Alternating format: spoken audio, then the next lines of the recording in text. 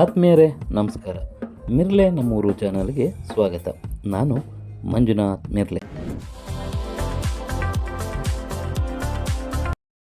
ಆತ್ಮೀಯರೇ, ಒಲಿಂಪಿಯಾಡ್ ಬಗ್ಗೆ ಒಂದು ಚಿಕ್ಕ ಮಾಹಿತಿ. ಒಲಿಂಪಿಯಾಡ್ ಎಂದರೆ ವಿದ್ಯಾರ್ಥಿಗಳ ಪ್ರತಿಭೆ ಮತ್ತು ಸಾಮರ್ಥ್ಯಗಳನ್ನು ಬಹಿರಂಗಪಡಿಸುವ ಸ್ಪರ್ಧಾತ್ಮಕ ಪರೀಕ್ಷೆಗಳಿಗೆ ವಿನ್ಯಾಸಗೊಳಿಸುವುದು ಎಂದರ್ಥ. ಈ ಒಲಿಂಪಿಯಾಡ್ಗೆ ಆಯ್ಕೆಯಾಗಿರುವ ತಾಲೂಕಿನಲ್ಲಿಯೇ ಪ್ರಥಮ ಶಾಲೆ ಎಂದರೆ ಅದು ನಮ್ಮೂರು ಮಿರ್ಲೆಯ ಸರ್ಕಾರಿ ಹಿರಿಯ ಪ್ರಾಥಮಿಕ ಶಾಲೆಯ ಮಕ್ಕಳು. ಈ ಶಾಲಾ ಮಕ್ಕಳಿಗೆ ಯಾವ ರೀತಿ ತರಬೇತಿಯನ್ನು ನೀಡಿದರು ಮತ್ತು ಇದರ ಸಂಪೂರ್ಣ ವಿಷಯವನ್ನು ಶಾಲೆಯ ಶಿಕ್ಷಕರಾದ ರವೀಶ್ ಅವರು ಸಂಪೂರ್ಣ ಮಾಹಿತಿಯನ್ನು ನೀಡುತ್ತಾರೆ. ಅವರ ಸಂಪೂರ್ಣ ಮಾಹಿತಿಯನ್ನು ಕೇಳೋಣ. ನಮಸ್ಕಾರ ಸ್ನೇಹಿತರೆ, ನನ್ನ ಹೆಸರು ರವೀಶ HR ಅಂತ. ನಾನು ಪ್ರಸ್ತುತ ಸರ್ಕಾರಿ ಹಿರಿಯ ಪ್ರಾಥಮಿಕ ಶಾಲೆ ಮಿರ್ಲೆಯಲ್ಲಿ ಕಳೆದ 5 ವರ್ಷಗಳಿಂದ ಪದವೀಧರ ಪ್ರಾಥಮಿಕ ಶಾಲಾ ಶಿಕ್ಷಕನಾಗಿ ಕರ್ತವ್ಯ ನಿರ್ವಹಿಸ್ತಾ ಇದ್ದೀನಿ. ಸ್ನೇಹಿತರೆ, ನಮ್ಮ ಜನಗಳಿಗೆ ಸರ್ಕಾರಿ ಶಾಲೆಯಲ್ಲಿ ಕಲಿತಾ ಇರ್ತಕ್ಕಂಥ ಮಕ್ಕಳ ಬಗ್ಗೆ ಒಂದು ಅಸಡ್ಡೆ ಮನೋಭಾವ ಇದೆ. ಮೊದಲು ಅದು ತೊಲಗಬೇಕು. ನಮ್ಮ ಶಾಲೆಯಲ್ಲಿ ಕಲಿತಾ ಇರ್ತಕ್ಕಂಥ ವಿದ್ಯಾರ್ಥಿಗಳಿಗೆ ಒಂದು ಉತ್ತಮವಾದ ಪರಿಸರ ನಾವು ಕೊಟ್ಟಿದ್ದೇ ಆದರೆ, ಉತ್ತಮವಾದ ಒಂದು ಪ್ಲ್ಯಾಟ್ಫಾರ್ಮ್ ನಮ್ಮ ಮಕ್ಕಳಿಗೆ ಸಿಕ್ಕಿದ್ದೇ ಆದರೆ, ನಮ್ಮ ಮಕ್ಕಳು ಯಾವ ಮಕ್ಕಳಿಗೂ ಕೂಡ ಕಡಿಮೆ ಇಲ್ದಂಗೆ ಎಲ್ಲ ರಂಗದಲ್ಲೂ ಕೂಡ ಸಾಧನೆ ಮಾಡ್ತಾ ಇದ್ದಾರೆ. ಅದಕ್ಕೆ ಯಾವುದೇ ರೀತಿ ಸಂಶಯ ಬೇಡ.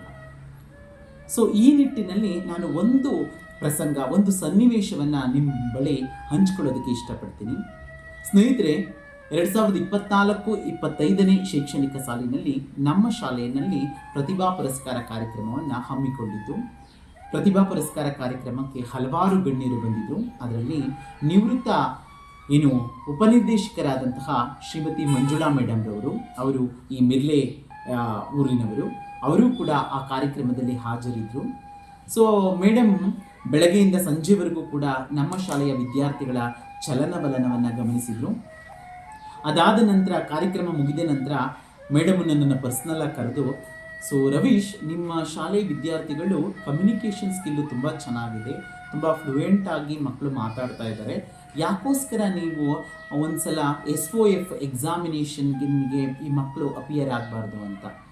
SOF ಅಂತಂದರೆ ಸೈನ್ಸ್ ಒಲಿಂಪಿಯಾಡ್ ಫೌಂಡೇಶನ್ನವರು ಪ್ರತಿ ವರ್ಷ ಶಾಲೆಯ ವಿದ್ಯಾರ್ಥಿಗಳ ಕಲಿಕೆಯ ಗುಣಮಟ್ಟವನ್ನು ಪರಿಣಾಮಕಾರಿಗೊಳಿಸೋದಕ್ಕೋಸ್ಕರ science, maths, GK, computer science, English, Hindi, ಹೀಗೆ ಹಲವಾರು ವಿಷಯಗಳಿಗೆ ಸಂಬಂಧಿಸಿದಂತೆ ಎಕ್ಸಾಮ್ನ school level, next district level, state level, international level, ಈ ಥರ ಎಕ್ಸಾಮ್ನ ಕಂಡಕ್ಟ್ ಮಾಡ್ತಾರೆ.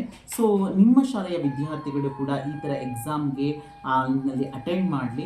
ಅಟ್ಲೀಸ್ಟ್ ಅವರು ಸೆಲೆಕ್ಟ್ ಆಗೋದು ಬಿಡೋದು secondary, at least let them get experience, ಒಂದು ಅನುಭವ ಅವರಿಗೆ ಸಿಗುತ್ತೆ. ಒಲಿಂಪಿಯಾಡ್ ಎಕ್ಸಾಮ್ ಅಂದರೆ ಹೇಗಿರುತ್ತೆ, ಕ್ವೆಶ್ಚನ್ಸ್ಗಳು ಹೇಗಿರುತ್ತೆ ಅನ್ನೋದು ಮಕ್ಕಳಿಗೆ ಪರಿಚಯ ಆಗುತ್ತೆ. ಆ ನಿಟ್ಟಿನಲ್ಲಿ ನೀವು ಒಂದ್ಸಲ ಯೋಚನೆ ಮಾಡಿ ಅಂತ ಮೇಡಮು ನನಗೆ ಒಂದು ಕಿವಿ ಮಾತನ್ನು ಹೇಳಿದರು. ಅದಾದ ನಂತರ ನಾನು ಕೂಡ ಅದ್ರ ಬಗ್ಗೆ ಆಲೋಚನೆ ಮಾಡಿದೆ.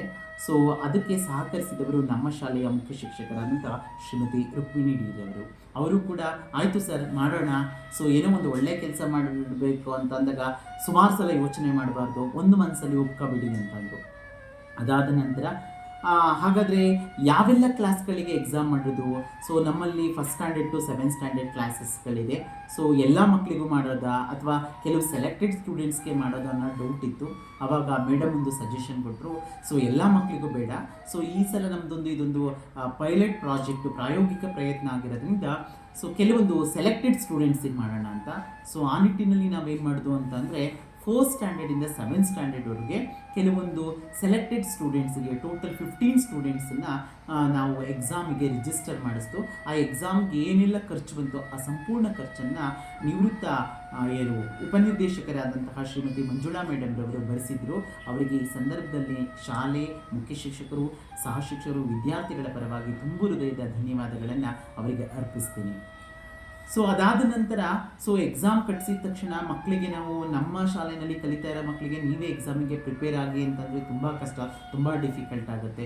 ಸೊ ಯಾಕೆ ಅಂತಂದರೆ ಎಲ್ಲ ಮಕ್ಕಳುಗಳ ಹತ್ರನೂ ಕೂಡ ಆ್ಯಂಡ್ರಾಯ್ಡ್ ಮೊಬೈಲ್ ಇಲ್ಲ, ಒಂದು ಪಕ್ಷ ಇದ್ದರೂ ಕೂಡ ಪೇರೆಂಟ್ಸು ಅಲೋ ಮಾಡಲ್ಲ. ಸೊ ಆ ನಿಟ್ಟಿನಲ್ಲಿ ನಾನೇನು ಮಾಡಿದೆ ಅಂತಂದರೆ, ಸೊ ಈಗ ವೀಕ್ ಡೇಸ್ನು ಅವರಿಗೆ ರೆಗ್ಯುಲರ್ ಕ್ಲಾಸಸ್ ಇರುತ್ತೆ, ಅದಕ್ಕೋಸ್ಕರ Saturday after the school hours every Saturday 2 hours special ಕ್ಲಾಸಸ್ಗಳನ್ನು ತಗೊಂಡು ಸೊ ಎಕ್ಸಾಮ್ಗೆ ಮಕ್ಕಳನ್ನ ಪ್ರಿಪೇರ್ ಮಾಡೋದು. ಅದ್ರ ಜೊತೆಗೆ ಎಕ್ಸಾಮ್ಗೆ ಸಂಬಂಧಪಟ್ಟಂಥ ವರ್ಕ್ ಬುಕ್ಕನ್ನು ಕೂಡ ಆನ್ಲೈನಲ್ಲಿ ಬುಕ್ ಮಾಡಿ ಮಕ್ಕಳಿಗೆ ಕೊಟ್ಟು ಅದನ್ನು ಇಂಡಿವಿಜುವಲ್ ಪ್ರಾಕ್ಟೀಸ್ ಮಾಡಿಸ್ತು. ಅದಲ್ಲದೆ ಎಷ್ಟು ಮಕ್ಕಳನ್ನ ನಾವು ಎಕ್ಸಾಮ್ಗೆ ಸೆಲೆಕ್ಟ್ ಮಾಡಿದ್ದು ಆ ವಿದ್ಯಾರ್ಥಿಗಳಿಗೆ ಸಪ್ರೇಟ್ ಒಂದು ವಾಟ್ಸಪ್ ಗ್ರೂಪನ್ನು ಕ್ರಿಯೇಟ್ ಮಾಡಿ ಅದರಲ್ಲಿ ಎವ್ರಿ ಡೇ ವರ್ಕ್ಶೀಟ್ಸನ್ನು ಕಳಿಸೋದ್ರ ಮೂಲಕ ಮಕ್ಕಳು ರೆಗ್ಯುಲರಾಗಿ ಪ್ರಾಕ್ಟೀಸ್ ಮಾಡೋದಕ್ಕೆ ಅನುವು ಮಾಡಿಕೊಟ್ಟು. ಸೊ ಈ ರೀತಿ ಎಲ್ಲ ಪ್ರಿಪ್ರೇಷನನ್ನು ಮಾಡಿ ಸೊ ಎಕ್ಸಾಮ್ ಡೇ ಬಂತು. ಎಕ್ಸಾಮನ್ನು ಮಕ್ಕಳು ತುಂಬ ಸಂತೋಷದಿಂದ ಅಟೆಂಡ್ ಮಾಡಿದ್ರು. ಆ ಎಕ್ಸಾಮ್ ಆಯಿತು. ಎಕ್ಸಾಮ್ ಆಗಾದ್ಮೇಲೆ ಒಂದು ಸಂತೋಷಕರವಾದ ವಿಚಾರ ಏನು ಅಂತಂದರೆ, ಸ್ಕೂಲ್ ಲೆವೆಲ್ ಎಕ್ಸಾಮಿಂದ ನೆಕ್ಸ್ಟ್ ಲೆವೆಲ್ ಎಕ್ಸಾಮ್ಗೆ ನಮ್ಮ ಶಾಲೆಯ 7ನೇ ತರಗತಿಯ 4 ವಿದ್ಯಾರ್ಥಿಗಳು ಆಯ್ಕೆಯಾಗಿದ್ದು ನಿಜವಾಗ್ಲೂ ಕೂಡ ನಮಗೆ ಒಂದು ಹೆಮ್ಮೆಯ ವಿಚಾರ. ಯಾಕೆಂದರೆ ಸರ್ಕಾರಿ ಶಾಲೆಯ ಮಗು ಒಂದು ಉತ್ಕೃಷ್ಟವಾದಂಥ ಈ ಎಕ್ಸಾಮನ್ನು ಅಪಿಯರ್ ಆಗಿ ಎಕ್ಸಾಮ್ನ ಕ್ಲಿಯರ್ ಮಾಡಿ ನೆಕ್ಸ್ಟ್ ಲೆವೆಲಿಗೆ ಹೋಗೋದು ನಿಜವಾಗ್ಲೂ ಕೂಡ ಒಂದು ಸಂತಸದಾಯಕವಾದ ವಿಚಾರ. ಸೊ ನೆಕ್ಸ್ಟು ಲೆವೆಲಿಗೂ ಕೂಡ ಪ್ರಿಪ್ರೇಷನನ್ನು ಮಾಡೋದು. ನೆಕ್ಸ್ಟ್ ಲೆವೆಲಿಗೆ ನಮ್ಮ ಶಾಲೆಯ ಮುಖ್ಯ ಶಿಕ್ಷಕರು ಸ್ವತಃ ಅವರೇ ಆಸಕ್ತಿಯನ್ನು ವಹಿಸಿ ಮಕ್ಕಳನ್ನು ಮೈಸೂರಿಗೆ ಕರ್ಕೊಂಡೋದು. ಮೈಸೂರಿನ ಕ್ಯಾಪಿಟಲ್ ಪಬ್ಲಿಕ್ ಸ್ಕೂಲ್ನಲ್ಲಿ 2nd ಲೆವೆಲ್ ಎಕ್ಸಾಮಿನೇಷನ್ನು ನಡೀತು.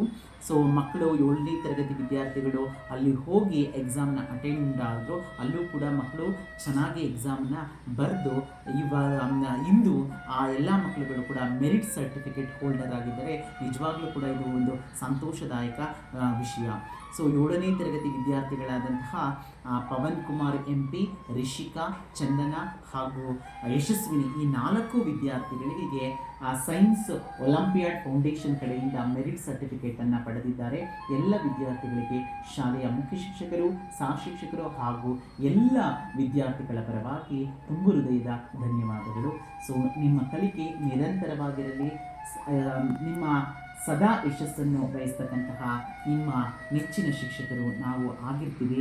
ದಯಮಾಡಿ ಎಲ್ಲರೂ ಕೂಡ ಇಲ್ಲಿ ಗಮನಿಸಬೇಕಾಗಿರೋ ಒಂದು ವಿಷಯ ಏನು ಅಂತಂದರೆ, ಪ್ರತಿಯೊಂದು ಮಗುವು ಕೂಡ ಹುಟ್ಟುತ್ತಹ ಒಂದು ಮಣ್ಣಿನ ಮುದ್ದೆ ಥರ ಇರುತ್ತೆ. ಅದಕ್ಕೆ ಶೇಪ್ ಕೊಡ್ತಕ್ಕಂಥ ಕೆಲಸ ಸಮಾಜ, ಪೋಷಕರು, ಶಿಕ್ಷಕರಿಂದ ಆಗಬೇಕು. ಸೊ ಮಗುಗೆ ಇನ್ಬಾರ್ನ್ ಟ್ಯಾಲೆಂಟ್ ಅನ್ನೋದು ಇದ್ದೇ ಇರುತ್ತೆ. ಜಸ್ಟ್ ನಾವು ಅದಕ್ಕೆ ಶೇಪ್ ಕೊಡಬೇಕು. ಆ ಶೇಪ್ ಕೊಡುವ ಕೆಲಸವನ್ನು ನಾವು ನಿರಂತರವಾಗಿ ಮಾಡ್ತಾ ಇದ್ದೀವಿ ಅಂತ ಹೇಳ್ತಾ ಮಾತನ್ನು ಮುಗಿಸ್ತೀನಿ. ನಮಸ್ಕಾರ.